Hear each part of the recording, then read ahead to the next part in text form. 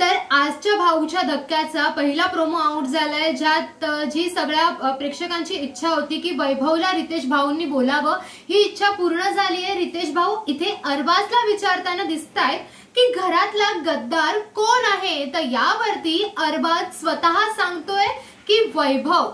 तर यावरती रितेश भाऊ वैभवला असं म्हणाले की तू जर समोरच्या टीमला सांगितलं असतंस ना की मला तुमच्यातला समजू नका, मी त्यांच्यासाठी खेळतोय हे सांगायला जिगरा लागतो, आणि जर तू हे सांगितलं असतंस तर त्यांना कळलं असतं।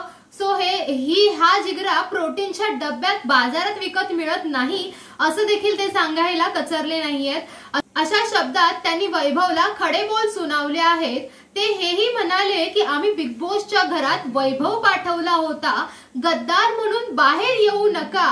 तर याबद्दल आता वैभवची रिॲक्शन काय असणार आहे? बरं, हे सगळं रितेश बोलताना वैभव मान खाली घालून ऐकताना आपल्याला दिसला। पहिल्यांदाच वैभवची मान खाली गेली आहे बिग बॉसच्या या भाऊच्या धक्क्यावरती।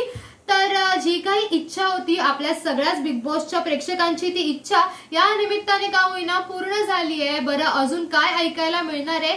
इवन जे काही निक्की म्हणाली आहे वर्षाताईंबद्दल, जान्हवी ज्या प्रकारे शिव्या देत होती त्याबद्दल त्याचाही उल्लेख केला जाईल का, ते कमेंट बॉक्समध्ये सांगा। आणि अशाच अपडेट जाणून घेण्यासाठी स्टे ट्यून विथ मराठी चस्का।